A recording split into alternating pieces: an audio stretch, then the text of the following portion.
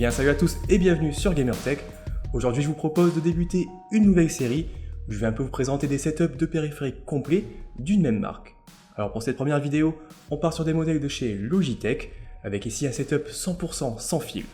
Alors sans fil et gaming, il y a encore quelques années ça rimait pas toujours bien ensemble, mais aujourd'hui les périphériques sans fil sont aussi performants que les modèles filaires et on profite évidemment d'un setup beaucoup plus clean puisqu'on n'aura pas de câble sans pour autant faire impasse sur les performances. Avant de débuter, n'hésitez pas aussi à me dire un peu dans les commentaires les marques qui pourraient vous intéresser si par exemple vous souhaitez découvrir un setup 100% Corsair, Razer ou encore SteelSeries.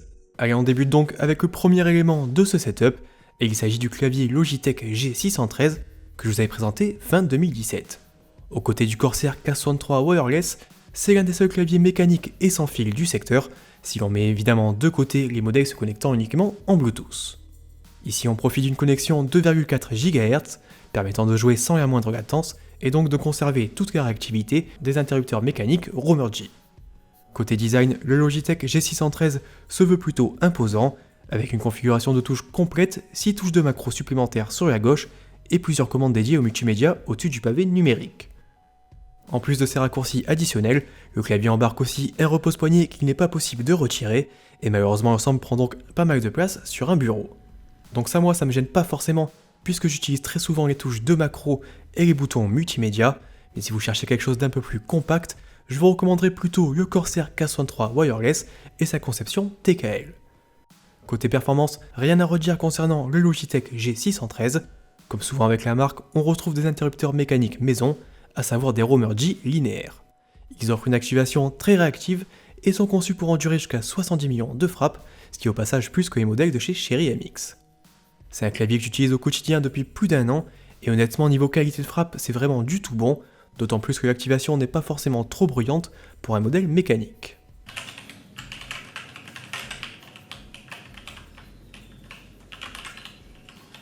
Du côté de la connexion, notez que le G613 pourra fonctionner en sans fil, soit à l'aide de l'émetteur USB 2,4 GHz, soit directement en Bluetooth si vous souhaitez par exemple l'appairer à un smartphone ou une tablette.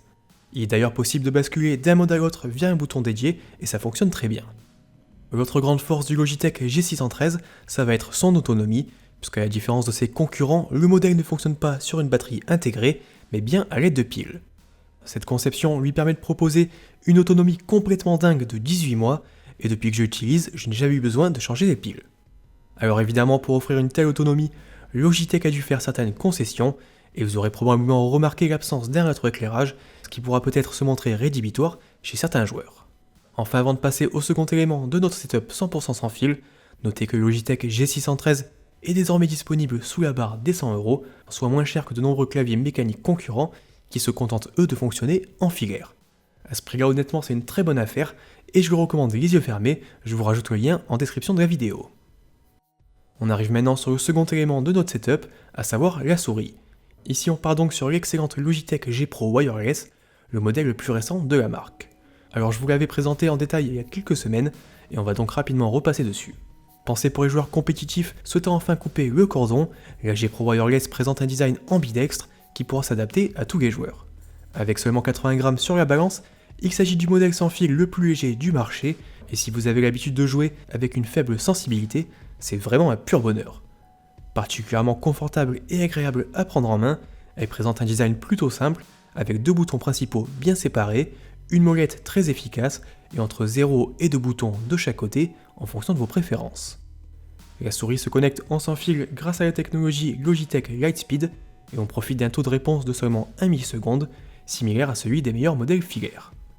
En jeu, aucune latence n'est à signaler et le capteur Hero 16K propose un tracking et une précision vraiment irréprochables.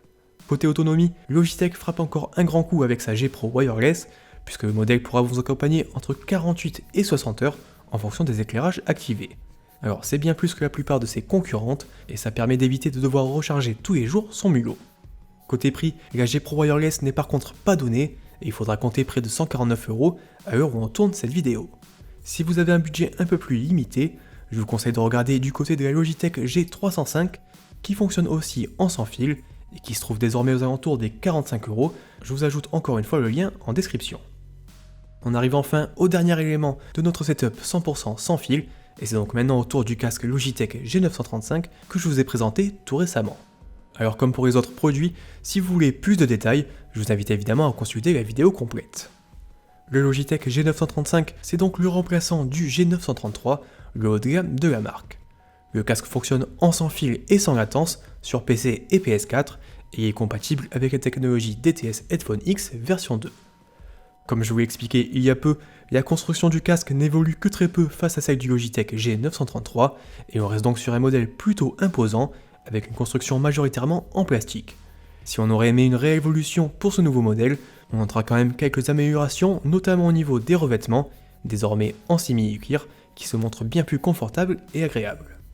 Le casque intègre toujours un rétroéclairage personnalisable, mais surtout des commandes plutôt complètes, puisqu'on va pouvoir directement ajuster le volume via une molette, couper ou activer le microphone, ou encore sélectionner les actions de son choix sur 3 boutons supplémentaires. Le microphone est lui entièrement rétractable, et on peut donc entièrement le cacher si on n'a pas forcément besoin. Si du côté du confort et de la construction, le G935 n'est pas forcément notre modèle favori, ses performances sonores sont de leur côté supérieures à la plupart de ses concurrents. Avec ses nouveaux parleurs de 50 mm, le casque offre une excellente qualité audio et permet vraiment de profiter pleinement de ses jeux favoris, que vous activiez ou non le mode surround. Le microphone s'en sort également de façon très correcte et permet de facilement échanger avec les autres joueurs de sa team, voire éventuellement de commenter un live si vous n'avez pas forcément un micro externe dédié. Côté autonomie, c'est par contre moins bon que les deux autres produits présentés un peu plus tôt, et il faudra compter entre 8 et 12 heures en fonction des éclairages activés. En clair, ça oblige à passer très souvent par la case recharge, et on aurait aimé retrouver une seconde batterie pour éviter ce problème. Le Logitech G935 est disponible dès maintenant au tarif de 189 €. Tous ces périphériques, ils sont compatibles avec le logiciel Logitech G-Hub, récemment dévoilé par la marque. Depuis celui-ci, on va pouvoir paramétrer de nombreuses options, mais également les différents effets de rétroéclairage. Il est possible de créer plusieurs profils en fonction de vos jeux et applications, en modifiant notamment la fixation des touches du clavier, des boutons de votre souris ou encore des commandes intégrées au casque G935. Le logiciel en lui-même est plutôt bien fait et surtout très simple à prendre en main par rapport à ceux proposés par certains concurrents. Tout est ici très clair et logiquement tous les joueurs devraient pouvoir s'y retrouver très facilement. Notez aussi qu'il est possible de synchroniser les éclairages entre vos différents périphériques, même si ici l'intérêt est plutôt limité puisque le clavier G613 n'intègre pas d'effet lumineux et qu'on reste encore dubitatif quant à la présence d'éclairage sur un casque gaming. Allez, voilà pour cette présentation de setup 100% sans fil de chez Logitech. N'hésitez pas un peu à me dire ce que vous en pensez et si de votre côté vous seriez prêt à investir dans une telle configuration. N'oubliez pas non plus de me dire les marques qui pourraient vous intéresser si vous souhaitez découvrir des vidéos similaires. Et je vous rappelle que tous les produits que j'ai présentés aujourd'hui dans cette vidéo sont disponibles dans la description de la vidéo. Comme d'habitude, si vous passez par ces liens, on touchera une petite commission et ça nous aide à faire vivre la chaîne. Si la vidéo vous a plu, n'hésitez pas à mettre un petit pouce bleu et surtout n'oubliez pas de vous abonner pour découvrir nos prochaines vidéos. Allez, ciao!